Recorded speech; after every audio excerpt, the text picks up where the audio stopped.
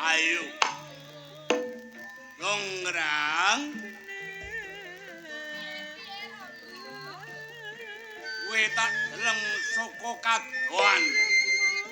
Sadaya wis sungkawa ing penggalendra apa sing mbok pikir? Ngene le Rama. Wiwit wingi aku ndelok pedhot welingan ing sebelah kono. Ing rasa-rasaning batinku kaya ora kepenak. Kaya duwe rasa arep ditinggalake. Neng aku ora ngerteni babar pisan Rama. Jane arep ana ngapa Rama? Bocah ayo jonggrang. Piye Rama? Kowe anakku sing ndak golo-golo. Ing wana segara kaya ora kena diamba ing dalma menungso. Ning kudu salah sijine manungsa sing setor dipunang Jabang Bayi sak pinggire tapel wates ing wana. Kudu ana bayi sing setor ana ing wana segara. Bener. Maksude iki apa? Kuwi kanggo pangan gundhok. Rama Baka. Rama lak tresno karo aku. Kanjeng Rama Prabu Baka tresno lahir batin, Nduk. Ing umpama jonggrang ki duwening panyuwunan Rama. Apa panyuwunan ning marang kowe, Cai? Ngene lho Rama. Yen rumangsaku sawise Rama iki duwening anak aku. Mbok yo. Iya. Mangan jabang bayi mangan menungso. Iku mbok yo wis to Rama. Aroro jonggrang. Yalah. Kowe kudu ngerti, Cayu.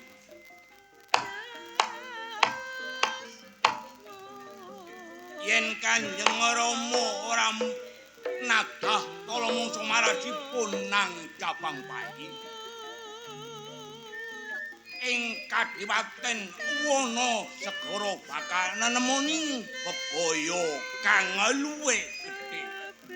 Dadi yen Rama iki ora mangan karo jalma menungso, bakal ana bebaya sing gedhe. Apa ora mesake marang aku to Rama? Aku ngesake banget marangku. Aku bisa ora nada ning dalma menungso utawa jipun nang Jabang Bayi. Ning kowe kudu ado saka ing wana segara. Umpama gantine nyawane jonggrang, apa ora bisa to Rama yen ora gagrag menungso? Oh alah, Nduk. Kaya dodok alulan ngrasaning batine Kanjeng Rama yen awakmu duwe panyuwunan kaya ngono. Yen ngono kowe duwe panyuwunan kaya ngono, padha wae awakmu mateni marang wong tuwa lho. Ora kaya ngono Rama. Ning amarga aku ki ora kepenak banget rasane atiku. Kaya bakal ana waya ing tumiba marang jiwa ragamu Rama. Iya lho. Aku bisa. Aku bisa. Ning Rama duweni penjaluk marang kowe. Apa kuwi Rama? Aku bakal sowan nang Pasewakan Agung ing Kraton Pengging Ning kraton Pengging. ing Darmarmaya. Darmarmaya kuwi ndhenjani janji marang wong tuwa. Aku tak sowan ing kraton Pengging. Mung welinge Kanjeng Rama aja nganti adoh saka ing wana segara. Ya Rama, ora dadi boyo pangopo. Ning mengko sakwise saka Pengging enggal bali. Iya.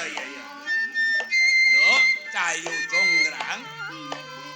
Mung pesene Kanjeng Rama aja nganti mbok lalekake.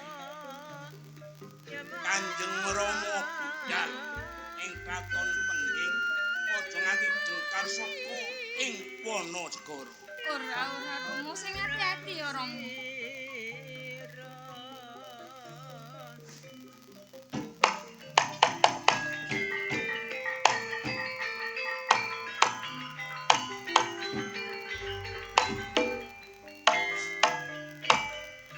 Senajan kawujud kamu buta Rama buta. Kowe wong kang ngukir jiwa raga. Kowe sing nekake aku ing alam bebrayan kene. Mung pandungane Jonggrang. Muga-muga kalih sing sembikala kowe tetep ana ing alam kene.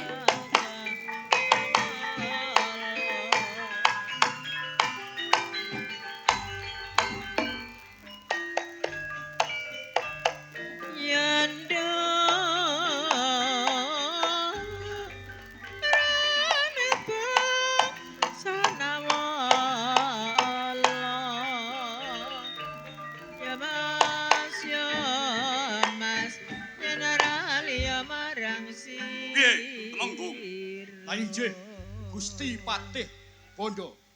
Anggonmu gegraden olah kanuragan on ing kraton wana segara. Sadèrèngé kula matur, sukem kula mugi kunjuk dhateng panjenengan Patih Bondo. Tak tampa anggonmu muga dadono jimat on ing jiwa ragamu. Naninjih kula tampi, kula petek pucuke ritme mugi dados jimat paripi kula. Patih!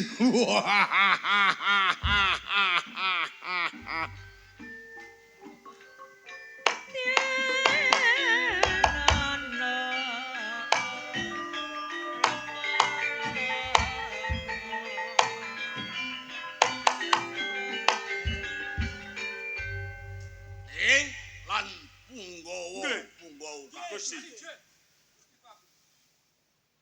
Pianggonmu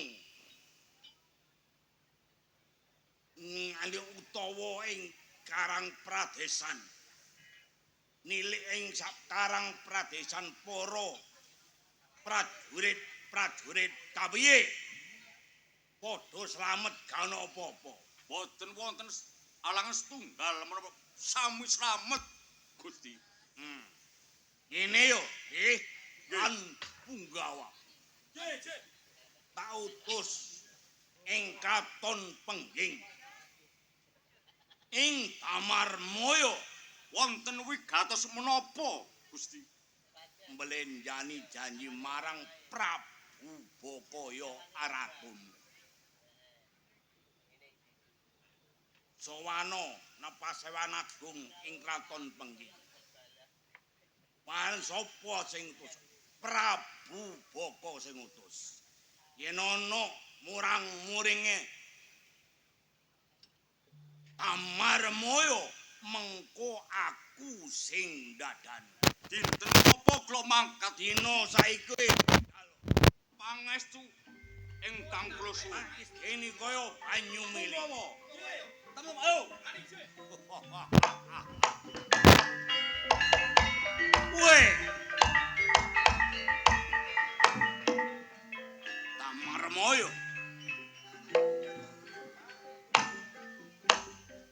Yen kowe ora gelem mulungake ponang jabang bayi marang Patih lan Punggawa.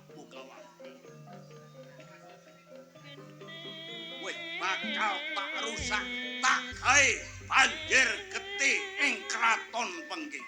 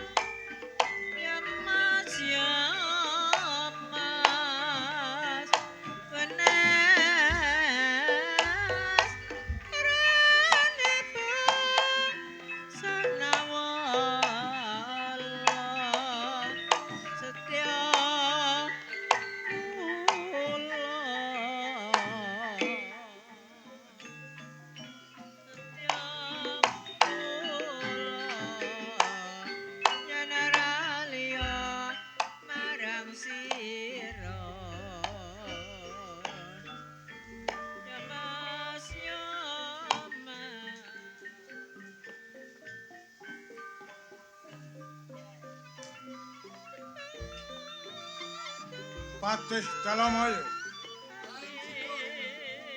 Piye anggonmu sowan Mraseba ing Pandhapa Agung Kraton Pengging?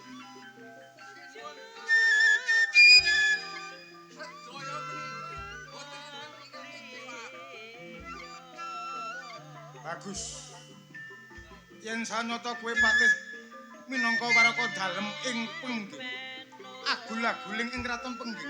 Mbok menawa ana manungsa saka mancapat negara sing gawe gegeh tutuk dedah ing Pengging, kowe kudu bisa angan. Monggo, piye sowanmu?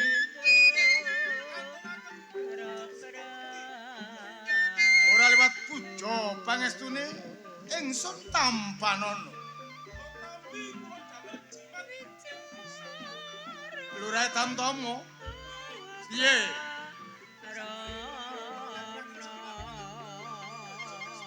Bagus. Ora liwat puja pangestu tampanana. Arek sawetara. Kakang Abdi. Anggonmu njaga ing Taman Kaputren.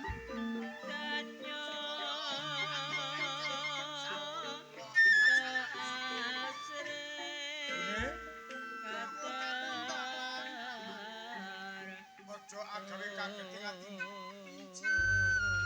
Kowe kudu eling. Wis kolung candra bebasane titiwancine asok glondong perkaren ponang Jabang Bayi ing ngarsane Ratu Wanasegara ya Prabu Baka. Punten dalem sewu Kang Mas. Menawi putra panjenengan paringaken dhateng Prabu Baka. Kula kawratan ramane.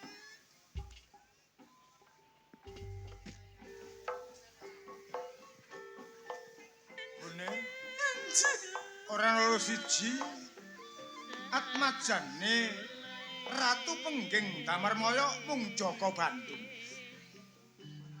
Tegakno amarga besok tembe mburu kang bakal angganteni aku dadi ratu. Yen iki disetorake padha kae aku bakal temakaning pati. Pramila menika Kang Mas. Kula pasrah dhateng panjenengan. Mbok bilih putra panjenengan paringaken dhateng Prabu Baka. Ning kula kawratan.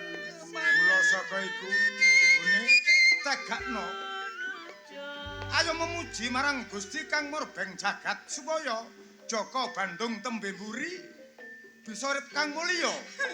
Seksi Mahamara dadi lananging jagat. Kula sumarah dhateng panjenengan kemawon. Arek sawetara. Kakang Abdi. Kowe tak tundung saka Kraton Pengging.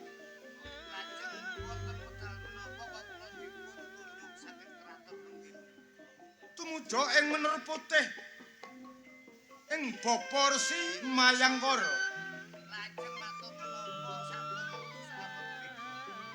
Si anakku Jaka Bandung tampanana tetepno marang Bapa Resi Mayangkara. Aku pasrah karo kowe Kakang.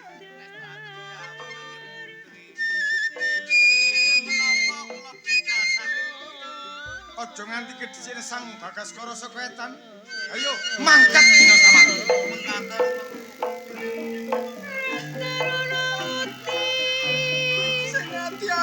Sing ati-ati Kakang. Walah Jaka Bandung.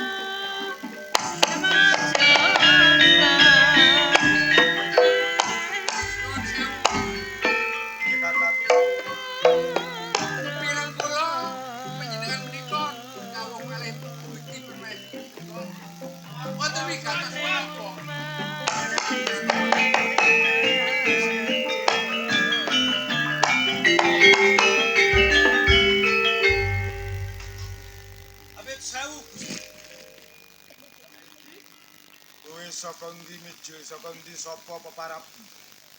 Kula Punggung saking Wonoseger.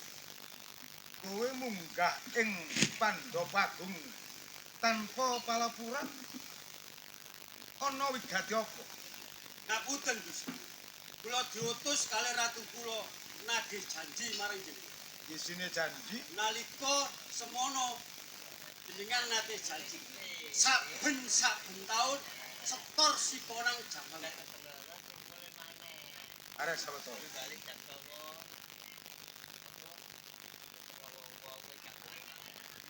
Kaya duwe pangkat dhewe-dhewe gumebyar pisanane.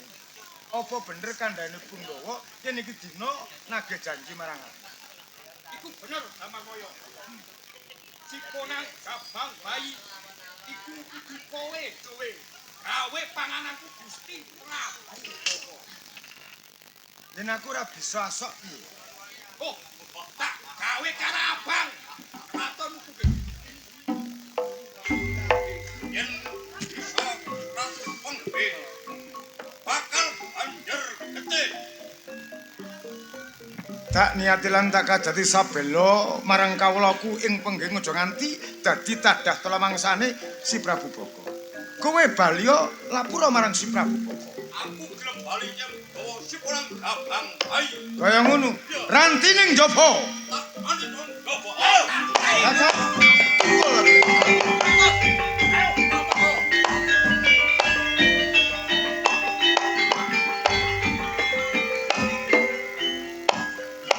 Punten dalem sewu Kang Mas.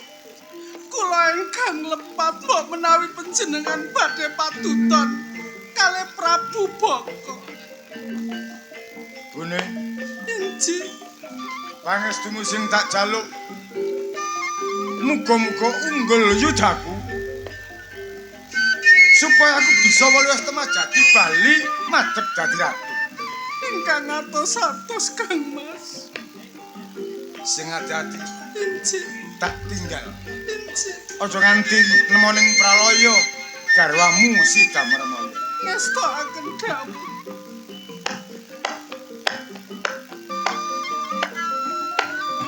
Terwes karya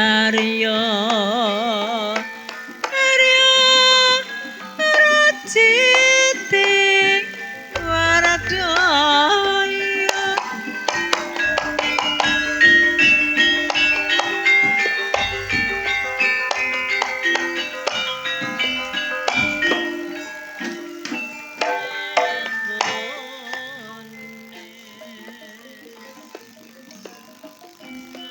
Temenggung. Kakang Patih, wah, ya diranti sak jabane Kraton Pengging. Ana ing papan Iya. panggonan kene. Loh, wah. Ngomong Kang. Umpawani lancang mlebu ing Kraton Pengging. Ora ngerti. Patih Telomoyo kaya. Pati Telomoyo. Yen Gustimu gelem setor siponang Jabang bayi gak bakal ana kedaden sing ora-ora. Ceng mbok jaluk liyane ponang Jabang bayi ora apa-apa. Ning Jabang bayi ora tak ulungno. Tadi awakmu minangka tadi pepalangku. Pancen bener. Kowe termasuk nyedekno karo patimu.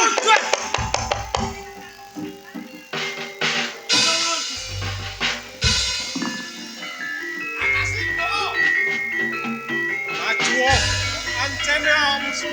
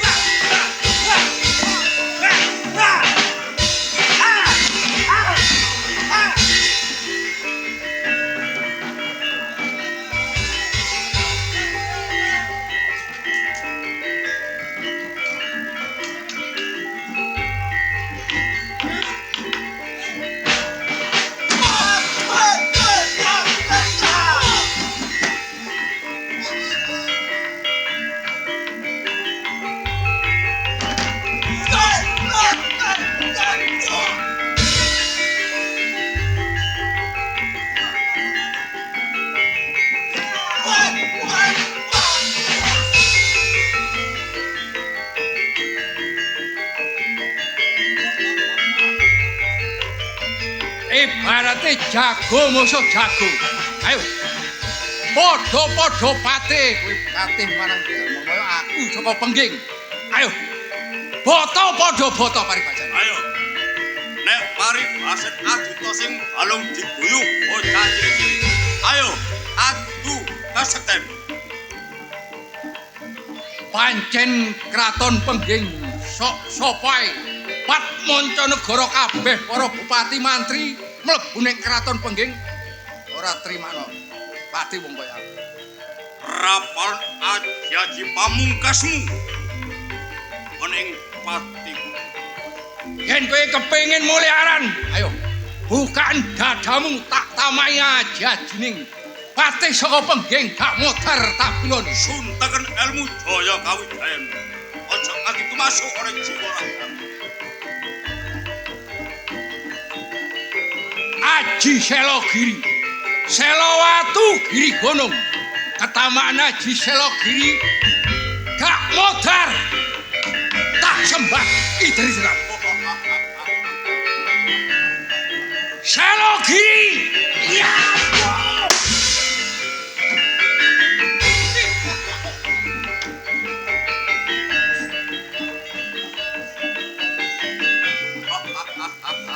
Wong sakmono ilmu jaya kawijayan.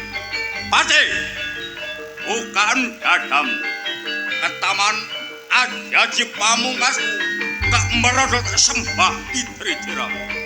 Aja sampe tumpang suruh. Sorae ya ana lebure papan Cina rek yen kowe gak gelem bali saka kraton pengging mesisan pani bantara wong kaya aku. Belani kraton pengging. Ayo tak tampanane ajaji.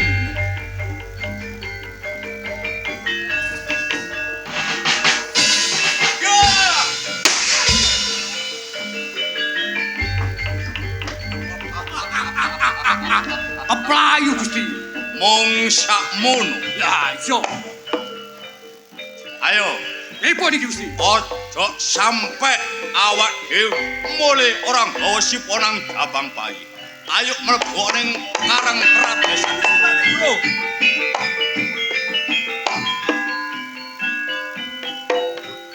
Aku bener saya. Sanedra Kang Utama unggul jurute tanding yuda. Derangi Pancakara Bandalapati aduta sing balung jepret ing kulit nganti ngetokke ilmu jaya kawijayan. Mula yen sanyata kowe kebak ilmu du bekti barek ratumu Prabu Baka adep ana damel.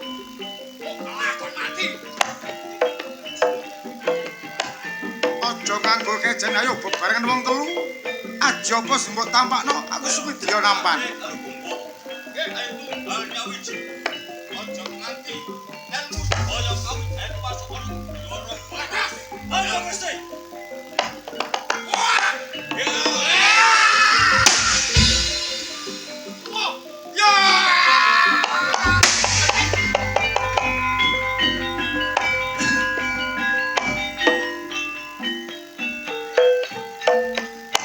Prabu Baka, yen kowe ra nrimakno gedeng sere pungkamu iki lho, Damarmaya kang bakal ngadepi marang kowe. Damarmaya. Sumbarmu minto tanding. Kowe lanang-lanang jagat. Damarmaya. Apa wis lali? Aku ora lali. Ning jagat gumelar yen ana manungsa wandane buta nadah tela mangsa marang manungsa. Iki nalisir saka angger-anggering bebener. Sing tak jaluk lareno. Kowe memangsa dening manungsa. Dadi manungsa lumrah kaya dene Damarmaya. Damarmaya lak wis ngerti yen Prabu Baka iki raksasa. Ning kowe njaluk tulung marang aku. Ing praja pengging kenek bekebluk kang aluwe gedhe.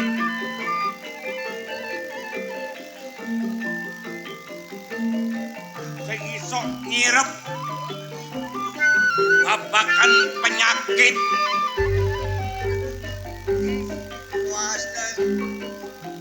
keratonmu tentrem ayem mung Prabu Boko sing bisa nyembatan. Aku ngerti. Ning janjimu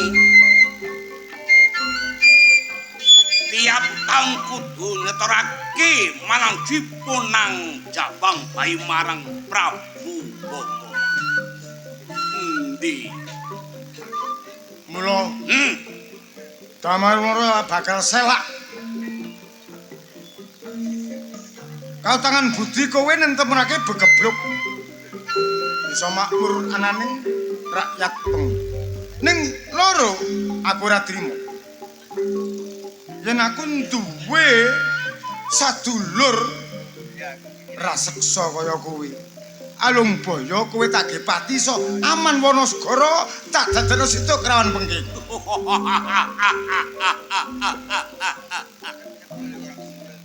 Tamar moyo, tamar. Yen ngono awakmu wis malih.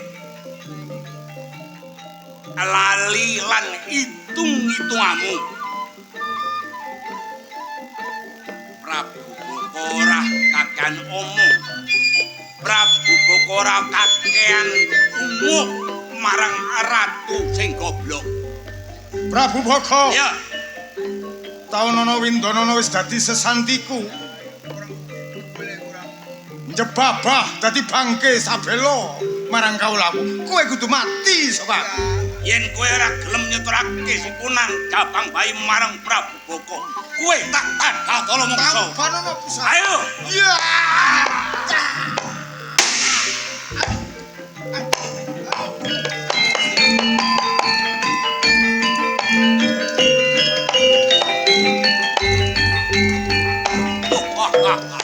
Taunana Windanana. Prabu Boko bacutake ing Praja Pengging. Manungsa ing Pengging yen ora bisa mulungake Diponang Jabang Bayi marang Prabu Boko, kuwi kagawe Karangabang.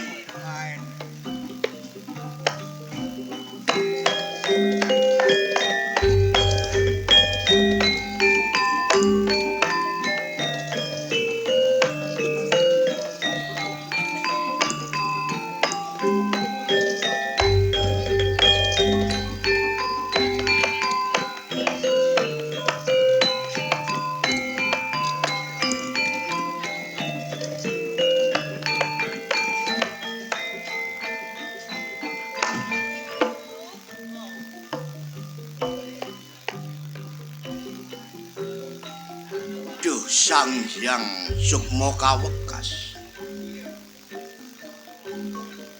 Aku nrimo dawuh wisik sangka Sang Hyang Sukma Kawekas. Menawa ana ing kraton Pengging bakal ana wahaya kang gedhe. Ning surasane kaya-kaya ana Angger Damarmaya kang bakal satemah nrimo wahaya.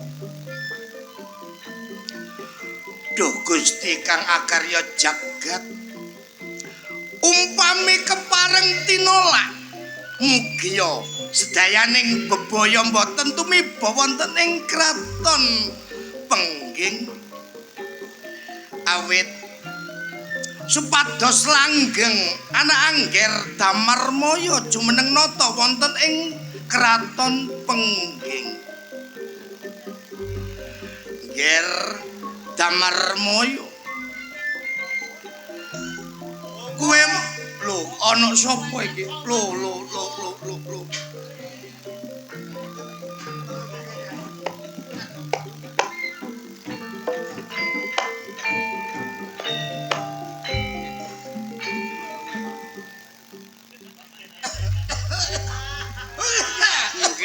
Kekatan rambutan. Kuntet kelawan kowe sapa iki? Sinten? Awake sampean sapa, Dik? Jenenge, Dik? Kula wau sinten? Jenengku sapa, Dan? Kowe sakarepmu. Walah Aris. Oh, nggih semrep Lah, jenengan. kok dadak keplayu-playu nang tangan dalan ana paribasan rambutmu rebani rebane keringetmu dleweran kaya banyu kompo. Kados dalang didik mawon.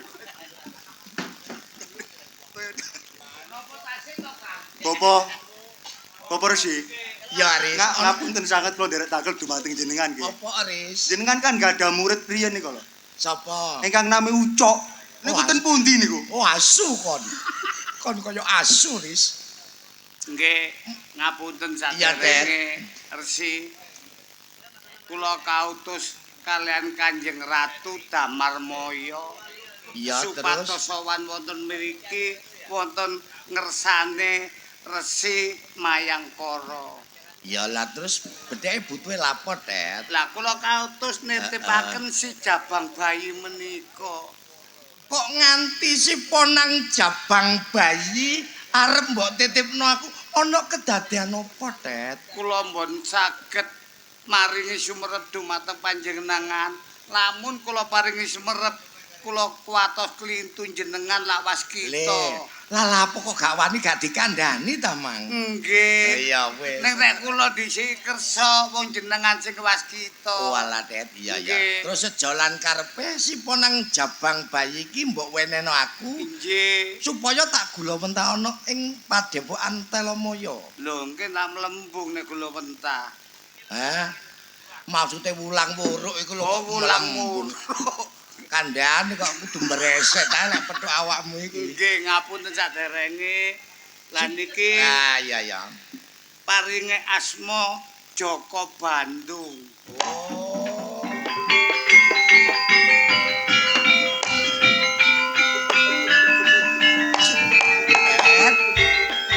Dadi si ponang jabang bayi iki duweni tenger si Joko Bandung. Nggih. Bocah ganteng Tet kaya aku ganteng. Ganteng napa wong gombal ngoten kok. Bapak Resi kalau ono gombal.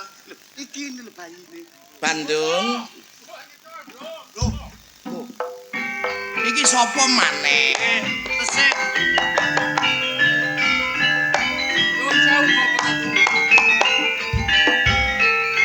Ana Kula apa? nyuwun senjata pitulungan Gusti Damarmaya menika tas tanding kalian Prabu Boko. Iya, Hing. Wonten kedadosan kados mekaten panjenengan dangu ki ambek Bapa. Ya genah-genah Nyuwun kula, Bapak. Hing. Lek ngomong genah-genah Hing. So Hing lek ngomong gak pupu aku kamu. Anak angger Damarmaya. Apa? Iya ngger, ana kedadean apa ngger? Kekuasaan dateng kula apa-apa. Loh. Taman pusakane Prabu Boko mboten ki. Palangger Damarmaya. Cocok karo wesek sing tak trimo. Kowe bakal satemah nemu wahaya ning dadi kasunyatan ya ngger.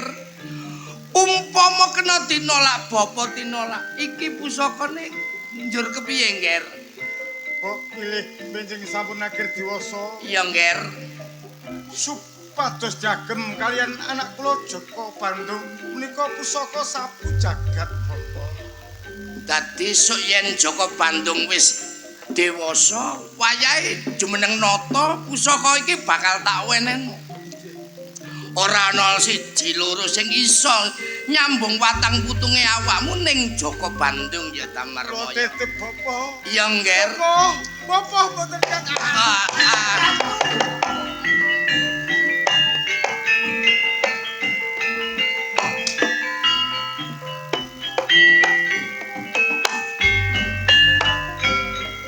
Kundet kelawan kowe Aris. Nggih, Bapak Guru. Nggih, Bapak. Ratumu si Damarmaya wis temekaning seda utawa temekaning pati. Lah nggih kok ngantos lunas niku ya napa? Pancen wong tanding yuda iki lek ora imbang bakal salah sijine kalah. Mekaten. Si Joko Bandung bakal tak gawa ana ing Padepokan Telomoyo. Injih. Mula awakmu uga ayo melok nang Padepokan Telomoyo ya, Ngger ya. Kula dherekaken. Ayo. Sing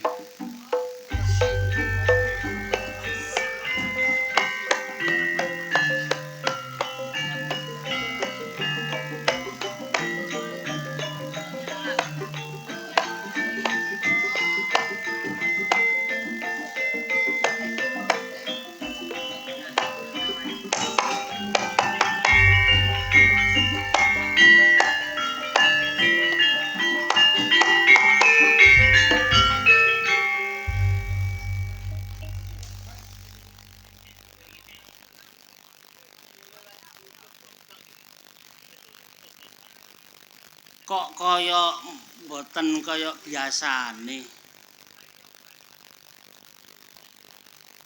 Den. Lara untu to ya napa sampeyan iki, Den? Kula tutno kok tambah ngoten. Napa to, Lik? Iki lho. Mbok ya dibur. Hah? Bendarane kaya mbok dibur. Dipur apa? Pajake kaya samang kaya Sungkawa ing penggale. Lah iya, gantenge ganteng, baguse bagus. Nek mencucu nyucrut ngono terus ya apa? Mane kuwi Lek pengen dibur berjat penggalihe. Oh ngono. Ya iya to kok iso. Apa? Kan biasa iso. Penyanyi. Dek zaman berjuang jur kelingan anak lanang biyen tak openi ning saiki ana ngendi ayo mbak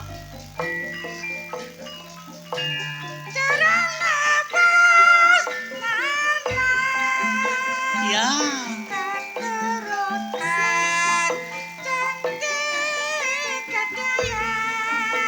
suaramu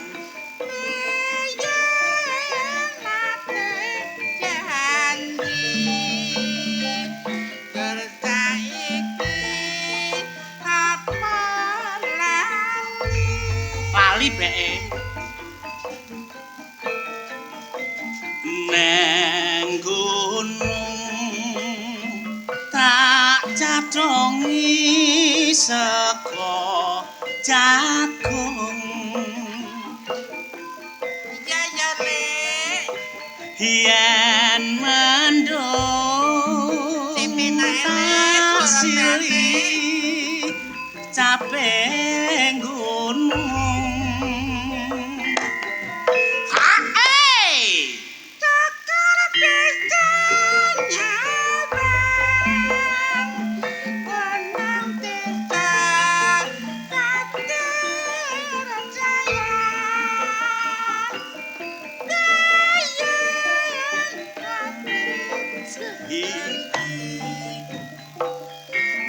saiki apalah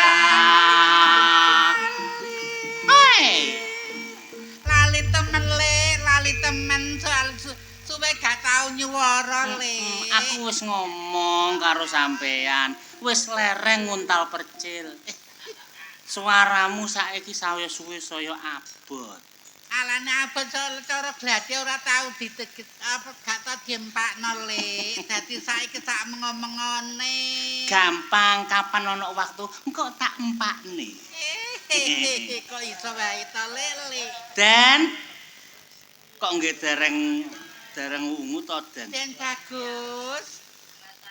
mbok nggih netes wart maturipun Panjenengan gale menapa sajake kok mendelke mawon. Menapa kula lepat kalih panjenengan. menawi kagungan Sungkawa menika nggih matur lho kula niki dados napa kula niki batur mbate pitutur nek wonten sing susah sampean matur Ya. ngoten Pancen ana benere. nggih Ning anane aku bingung kaya ngene iki mergo aku krungu kabar yen Kanjeng Ramaku iki wis tumekaning pati. Lho. Iya napa? Piye? Kanjeng Ramaku wis tumekaning pati. Ya napa? Kanjeng Ramaku wis tumekaning pati. Isa ta? Isa nek dipancing dadi. Ya iso ae. Ngoten. Ngene lho. Wis kados kepelane. Lah iya. Kabar iki wis temen apa enggak? Iki aku sik gurung ngerti kudune Kanjeng Bapa. Aturing napa niki donya niku ngaten Den hukume niku wonten gesang wonten mati. Nggih ampun lumrah. Ingkang dadosan penggalih napa sing dadekno Sing dadi bingungku iki, Nggih. Kanjeng Ramaku iki mati mergane lara apa digawe pati barek wong? Iku lho. kinten-kinten mboten krana Covid ta Den. Covid ya apa, Rek? Mbok menawi Tahun piro iku, Lek? Nggih wingenane. Napa nduki gerah napa ya napa? Sampai niki krungu kabar ta enggak? Aku butuh penjelasan iki. Nek nurut kabare pancen ya ngono ya. Tapi matine perkarane loro ta? Dipateni wong iku lho. Sing dadi kepireng kula niki namung kabar angin nggih. Napa Den? Niku terus wonten sing merjayani. Kapak-kapakno iki sing kudune ngerti iki Bapak Guru. Ya jelas ngoten. Sing ngertos niku jelas nggih Bapak Guru, sambung rakete kalian Bapak Guru. Nek kula namung kabar angin. Ya ngono. Ngene lho, Le. Ya apa? Apik iku ya dikomentaken karo Bapak Guru ae. Lah mula iki mang. Dewe ku ikut tak gak usah ikut campur. Kok gak usah ikut campur. Kabar angine ngono, kejelasane ya ayo mara rono. Ngono. Iya iya.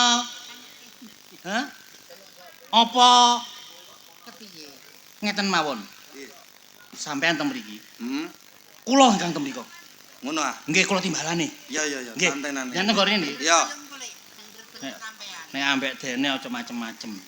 Lah apa sing karo jeragan karo momongane dhewe kok macem-macem ceng kepiye to, Le? Lho. Bapak Guru niku landhep. Dereng kula timbali pun merongos teng mriku wae. Nggih, Nyandak-nyandak merongos, Nak. Hah? mboten. Kok sajake ana parigawe kok. Jajal ngomong nggih, Rasa. Kula jane ngertos, wong namine kula niki namung cantrik. Nggih sing langkung saene sing matur nggih dene mawon Den Bandung. Kuntet, Tet. Iku Anu Kang Jono niku lho. Dari resimu ke ana sak sloki. Nek kon gombel Jono susi mendem kon. Kula mboten nate gombol kok. Sing matur sapa? Lah, Wis Apa to? matur apa kon? Matur Iki sakwise ngeterno si cilikane Bandung, banyune Bandung wis dadi siswaku. Ya. Lajeng Apa sekabeh ilmu sing tak wenen awakmu wis mbok mengerteni kabeh? masalah. Kula matur sembah nuwun. Ya terus piye, Nggih? Jenengan paringi ilmu sanonton katahe. Iya. Setunggal mawon boten sing nyantol. Oh, wis kurang ajar. Murid apa?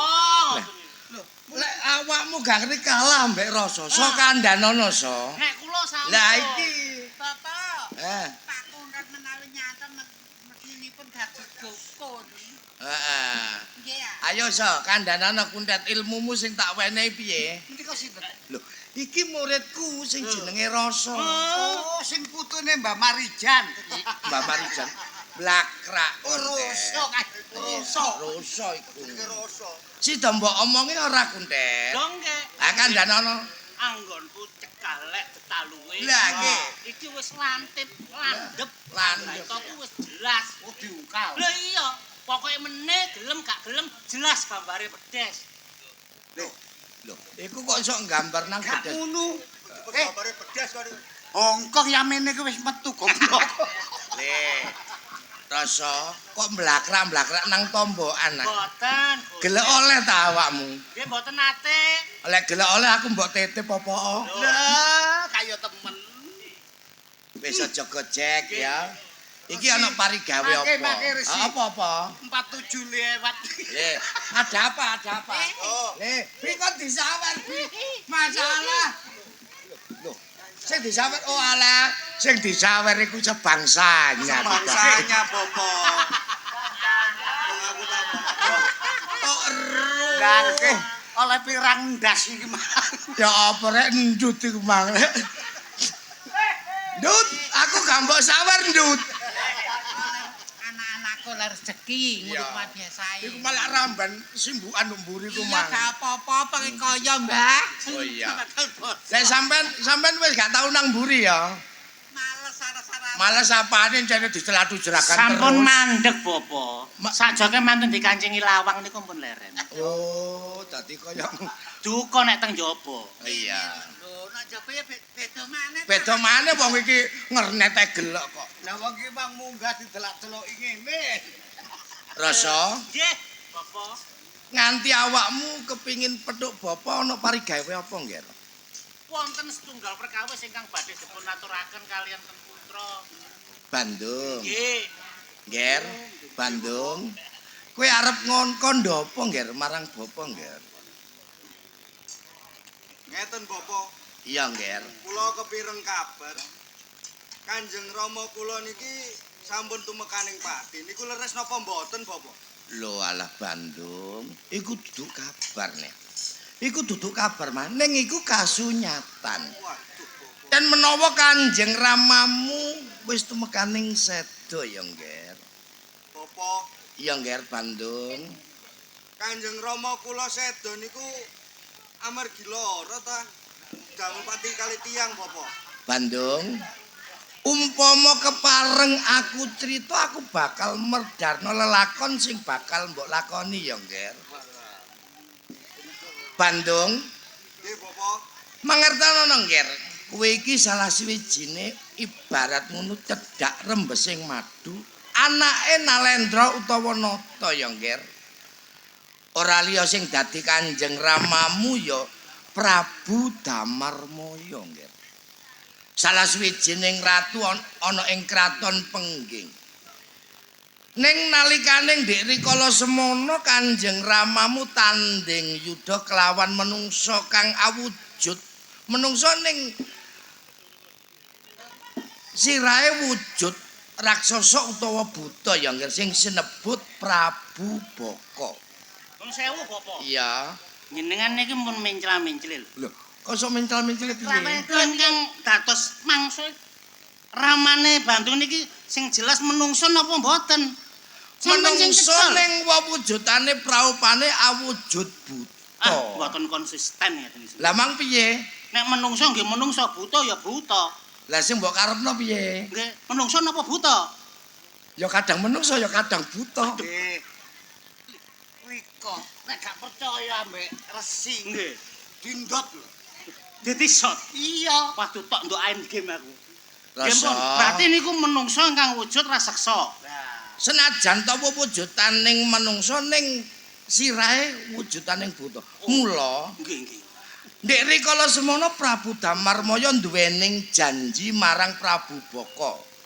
Saben sasi kudu asok bayi kang minangka pitedhae Prabu Baka.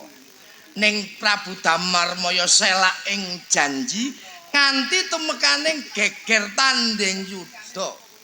Nggih. Ning akhire Prabu Damarmaya kalah. Nggih merga mboten maringi bali niku wau. Bali ya. Lah niku aturan jenengan kan bayi. Oh, bayi. Kopengmu remok ta ya. Nger. Apa-apa lek mangkulak menengae aku untuk kadung ngomong keliwat. Iya. Emang gak keliwat. Plong-plong ndukku tak pikir ngerti. Untung dagelan liyane gak nututi. Kok nututi repot aku iki dagelan kabeh iki. Kula kuatos mungkin mboten dados. Lah iya, aku ya kuwatir. Kula pancing niku wau. Nduk rikala semono Prabu Baka kelawan Damarmaya tanding yuda, Damarmaya kalah. Nger. Raden Bandung.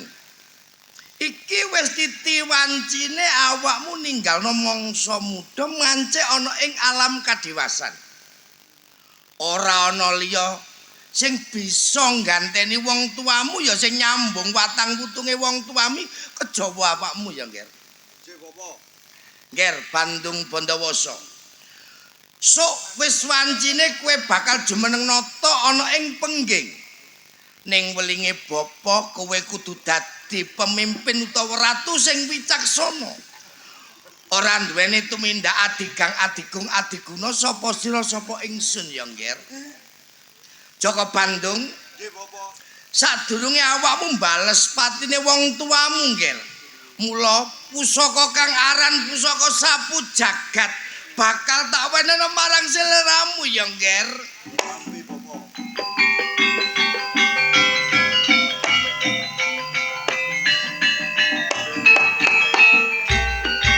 Bandung. Nggih, Bapak. Sawise awakmu nganggo piandel jenenge pusaka sapu jagat. Mula golekno pawongan sing jenenge Prabu Baka yaiku sing gawe patine wong tuamu ya, Ngger. Kula nyuwun pamit, Bapak. Ya, Ngger. Bandung.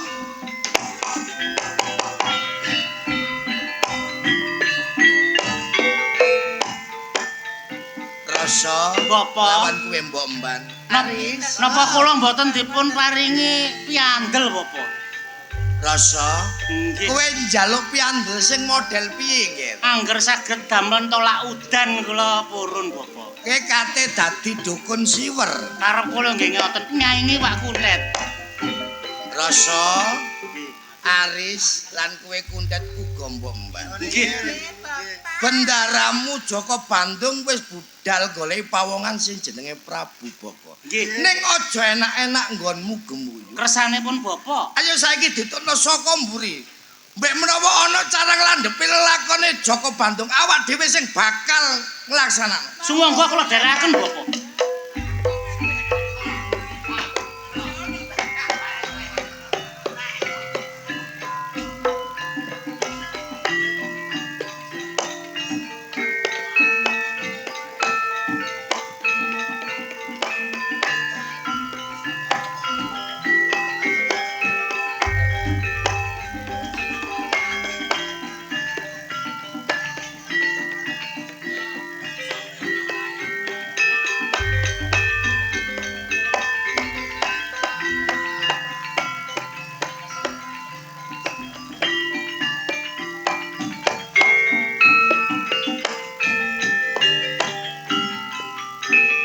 Dek, Apa Mbak Yu?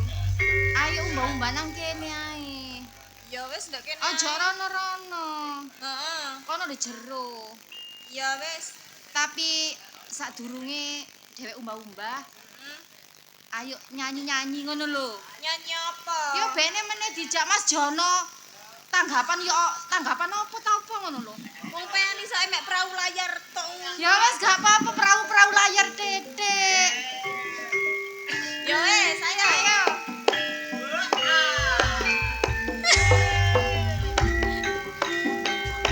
Ayo joget. Wene dijak Mas Jono.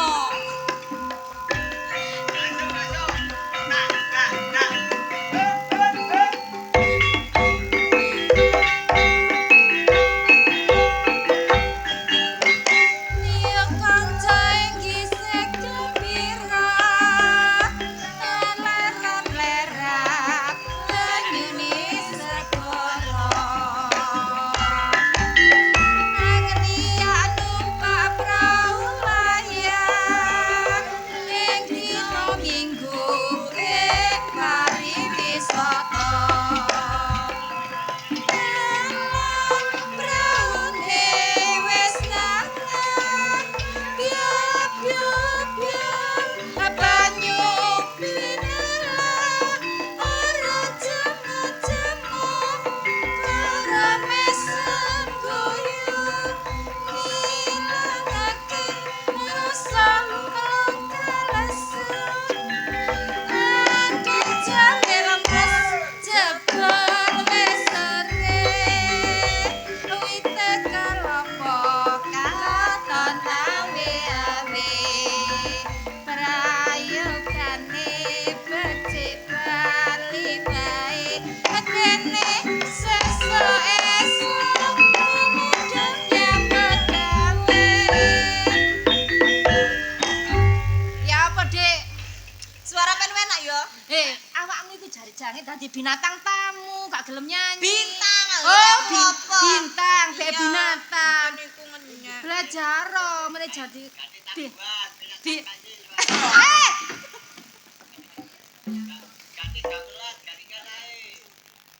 Hei.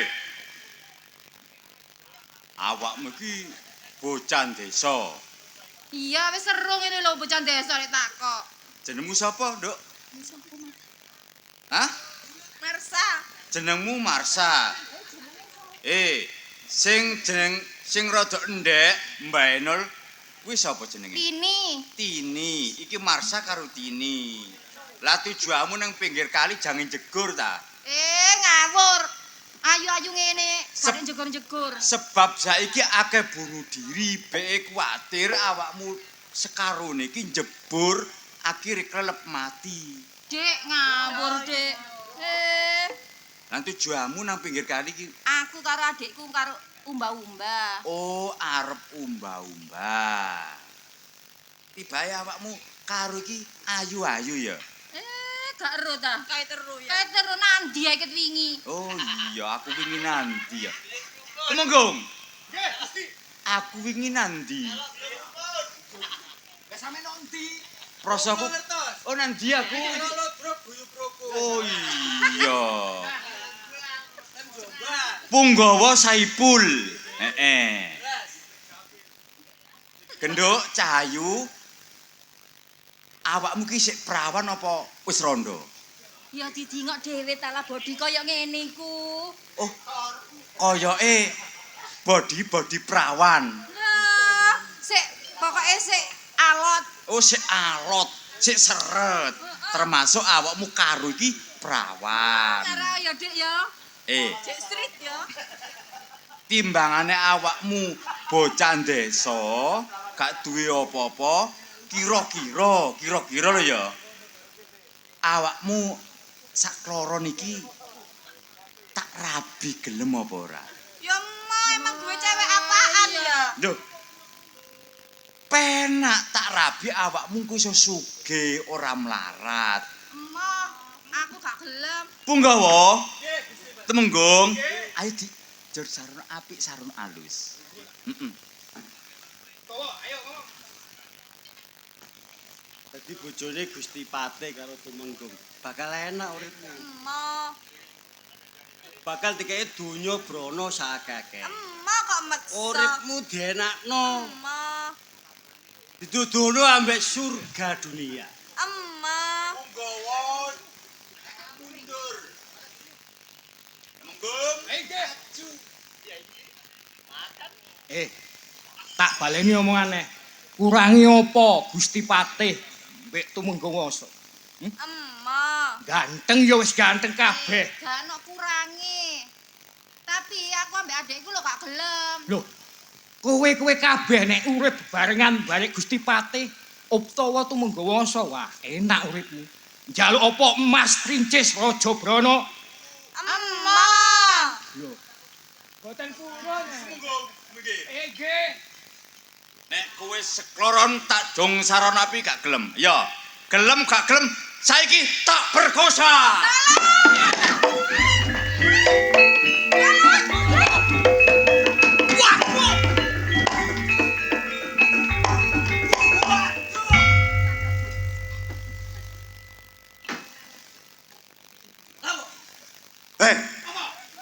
Hei, sing klambi ijo iku maju. Piye? Potonganmu kok sumpele padasan. Sopo? Awakmu. Iya, Pak. Timbangkon Kaya apa? kaya kendange ambrip. Iya, Yohan. Le, kene. Ayo sing jore ne. Gak trimo. Lho, Kain sinten? gak mae. Lho, Wis suwe dadi ngene iki. jeneng kula ganti, Pak. Sapa? Saipul. Lah sing jamil sing sapa? Sing Jamil niku, Pak. Oh, sing tembriko Jamil. Kon kok iso kendal ambekku kancamu ta? Iya. Kancamu iki. Dodol iwak iki. Temenggung. Nggih. Ayo, atas sono. Iki sing abang iki maju iki. Klambine wis madani kaya aku. Masa? Apa? Aja banyol le. Lah gambane iki wis jam piro kon? Jam piro saiki? Malah takon aku jam piro iki saiki? Loro. Jam 2. Heeh. Kok wis nyosor dapuramu? Dapur nih. Kon karo aku ah. Karo. Kon sapa? Temenggung Wasa. Temenggung Wasa. Gongso gamelan goblok. Oh butek kupingmu iki. Apa? Temenggung Wasa saka Kraton Wanasegara. Dek, budet.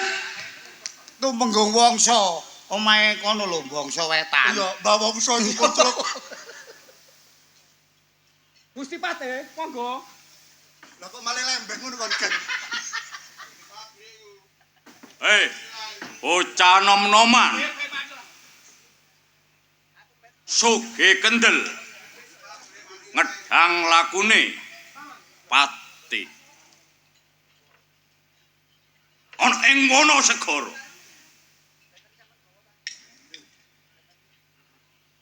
Piye? Hah? Tumindakmu kaya ngene iki aku gak nrimakno. Muto-muto arek wedok nang nggone Karang Pradesan kene. Kenapa karo bocah wadon iki? Aku ora tau duwe hubungan bare arek iki, sing jelas tumindakmu salah tak elingno, lerene aja sampe nggae tumindak sing kaya ngene. Sopo kan aramu? Joko Bandung, balik. Sopo jenengmu? Gak ono loro telu mung siji. Pati Bandung. Pati Bondo. Yo. Ngertenono lek kenek tak elingno. Mingkira teko papan panggonan kene. Tak jung saronapi. Pasrana bocah wadon. Aku gak nrimakno Joko Bandung nganti tumekating pati tetep mbelani bocah wadon iki. Bandung. Nek ndelok sandang panganggomu, jelas arek pendekar pempengan pilih bobot uga beritan. Ayo, ditetor ana papan panggonan iki. Yo. Riz. Tolong amanno bocah wadon loro iku nang gone kono. Ya. Ayo. Maju.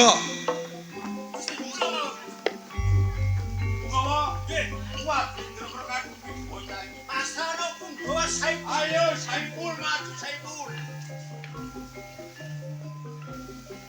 Ya!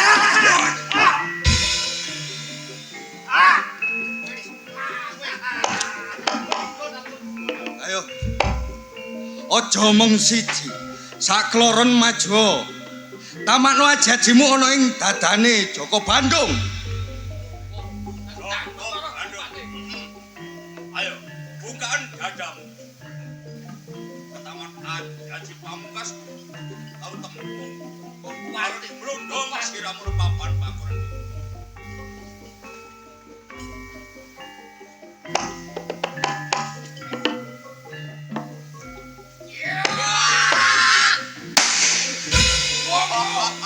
Modar.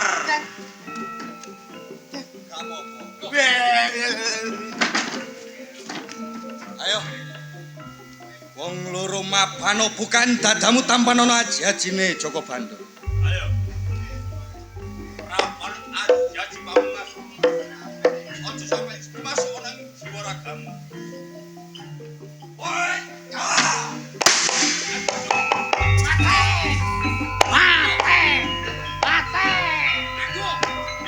Kowe. Piye? Ngene kok kate ngerangkep arek wedok. Pilu-pilu kon. Joko Bandung. Piye? Mosok kasuran karo awak. Terus karepmu? Bukaan epek-epek tanganmu sing tengen. Aku bakal nyawiji ana ing jiwa ragamu. Wis ngakoni salah. Dadi awakmu kepinunggal sawiji bare aku. Yo. Nek ngono mlebu ana ing ipikku sisih tengen.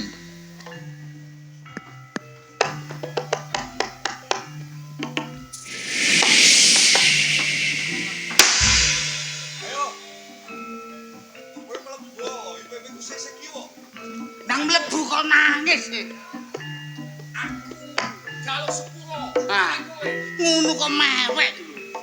Aku bakal mancing ning epek-epek sisih kiwa. Yo.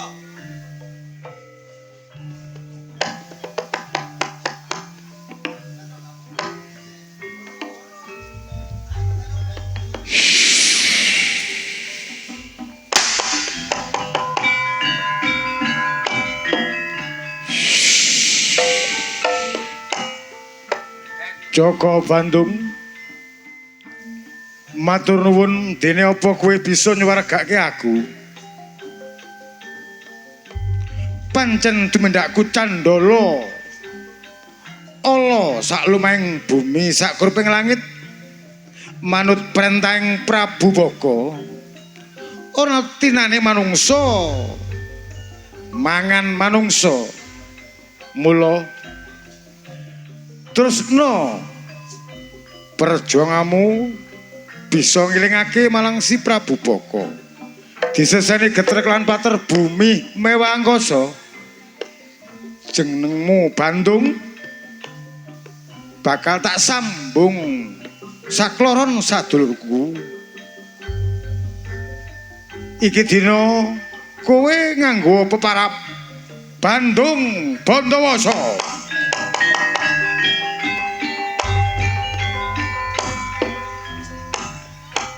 Pak Kuntet. Bondo kelawan Woso wis nunggal sawiji mare aku. Kleresan niku, Den. Mula lek ngono ayo dibajutno lakuku goleki wong sing mateni bapakku. Kula dherekaken, Den. Ayo Pak Kuntet. Monggo kula.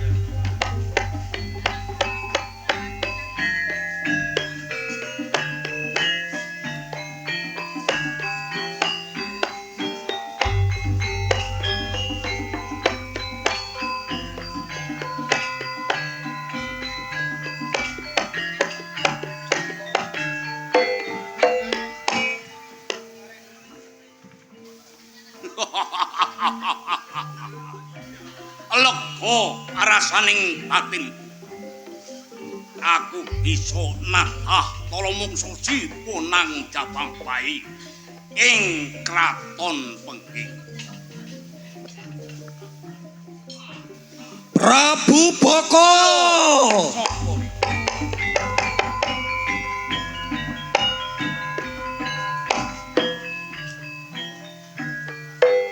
Ora usah kaget, Joko Bandung sing teko. Joko Bandung. Kowe nungka alakuku wigati apa? Ora liya aku sing bakal nyambung watang putunge Kanjeng Ramaku. Sapa wong tuamu? Kanjeng Ramaku Damarmaya. Damarmaya. Bandung putrane Damarmaya. Yen wis kepethuk wis ketemu marang Prabu Baka, sejolan karepmu apa? Siji aku arep ngelingno tumindakmu mangan bangsa menungsa lerenana. Kaping pindhone aku nyambung watang putunge bapakku.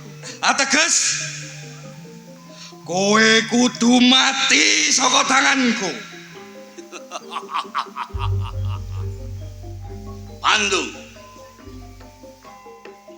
Ojo melok-melok babakan wong tuamu. Sebab wong tuamu luput salah. Ora gelem setor marang Kunang Jabangbahi marang Diptaka. Melenjani janji marang Prabu Baka. Nganti padudon marang Prabu wong tuamu mati. Yen kene tak elingake. Kowe bali saka ing papan iki. Prabu Damarmaya minangka Kanjeng Ramaku. Ya. Ateges aku duweni nyambung watang putunge. Kowe kudu mati saka tanganku. Nek gelem aku enak awakmu, Bandung. Umpamane Prabu Baka ora gelem piye karo paksa. Ngejak apa kowe ngejak apa sak karepmu? Ayo, yen kowe duwe ilmu jaya kawijayan gono kasengtian kesangkan bareng. Kowe wong lanang sejati ayo tamakno Prabu. Ayo ditentokno papan panggonan kene. Sopo sing gemlundung sirahe ning Pandhawa? Tamakno ajajimu marang dadane Bandung Bondowoso. Bandung. Bapakno iman bapakno marang jiwa aragamu. Ketama ajine Prabu Baka. Kowe bakal jebabah no ing papan iki.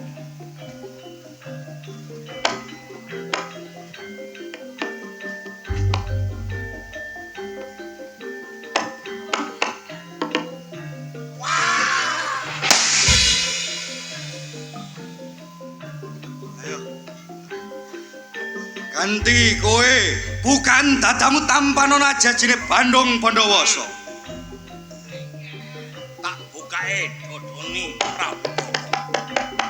Woi, ya. Waduh.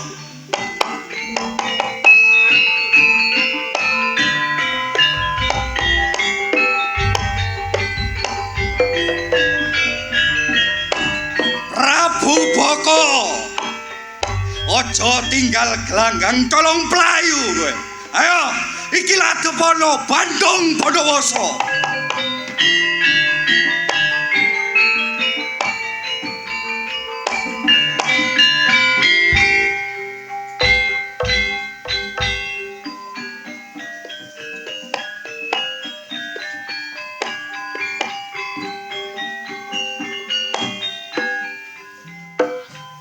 Pedhot kok saya pedhot. Surasane atiku kaya ora kepenak. Ana kawigaten ngopo iki? Rama Boko panjenengan pamit karo Jonggrang ana ing Pengging. Ning nganti saiki kowe kok durung bali to Rama?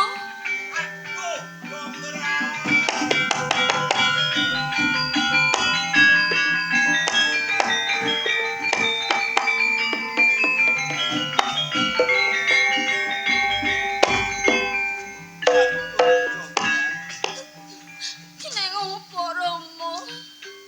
Yen turut karo aku ora bakal ana kedadian kaya ngene to Rama. Kaya aku ora bisa nurukake momong marang kowe nggih putraku Jonggrang. Ngomong kaya ngono to Rama. Kaya Jonggrang. Aku pas padudon marang di Bandung Bondowoso. Ya, Yo putrane si Damarmoyo bales patang putunge wong tuane nganti padudon marang Rama. Piye?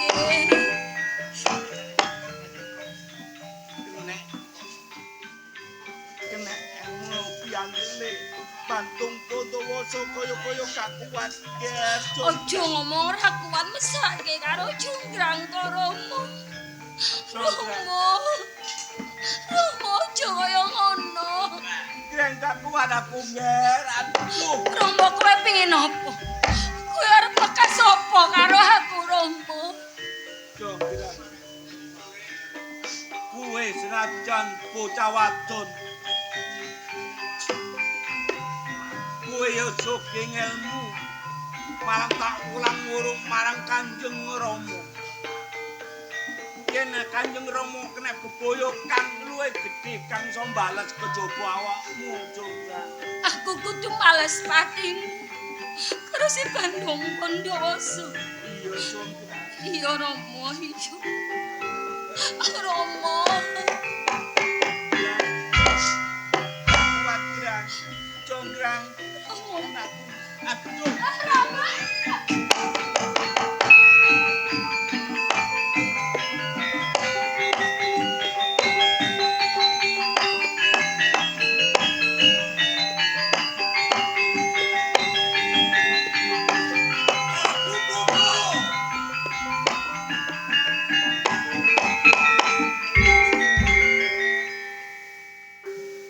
Wani mlebu ana ing Wonosegoro nganti ngunus pusakamu.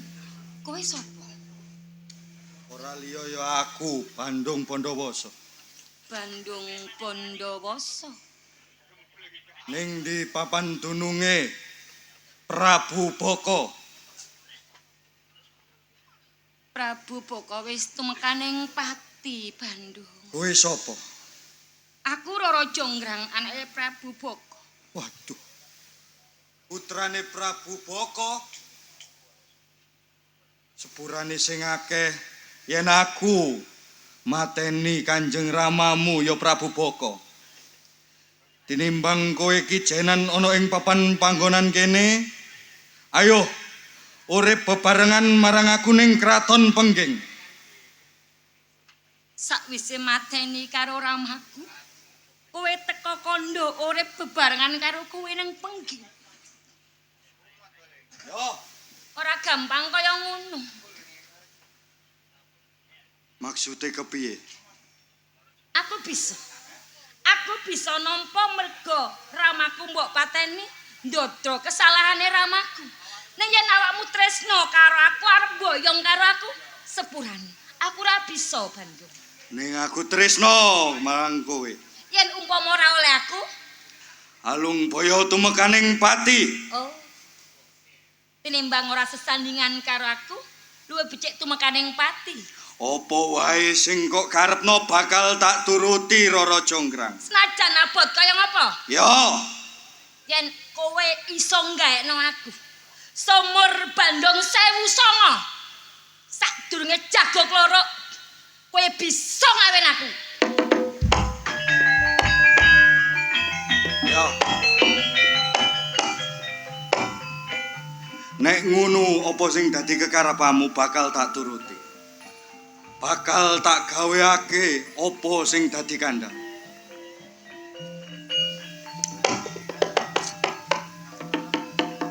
Jin setan priprayangan nilu-ilu Banaspati sing sakiwa tengene papan panggonan kene. Tolong rewang-rewang ono aku. Apa sing dadi kekarepku kudu keturutan. Sumur Tundha Sanga kudu dadi bengi iki. Wah!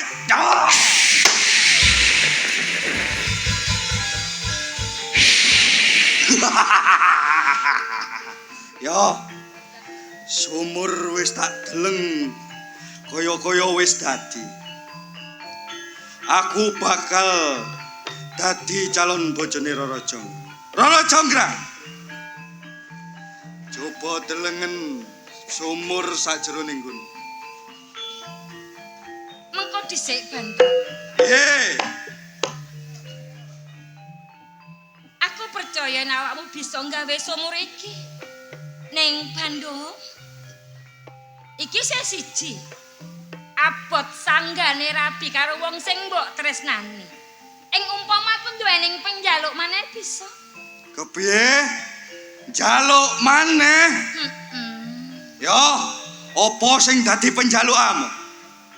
Gawekno aku candhi 1000 cacahe. Ora oleh kurang. Ning sadurunge jago kloro sengenge mlethek. Aku ora bakal dadi bojomu. Ning kowe iso nyudanen aku gelem dadi bojomu.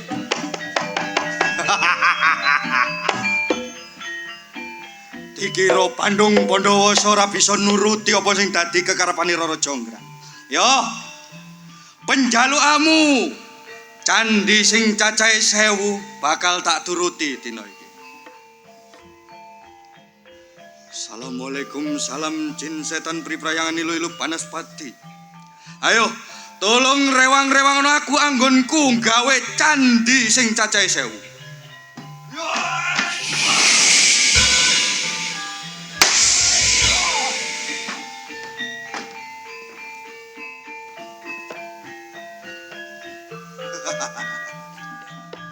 Piye Rara Jonggrang?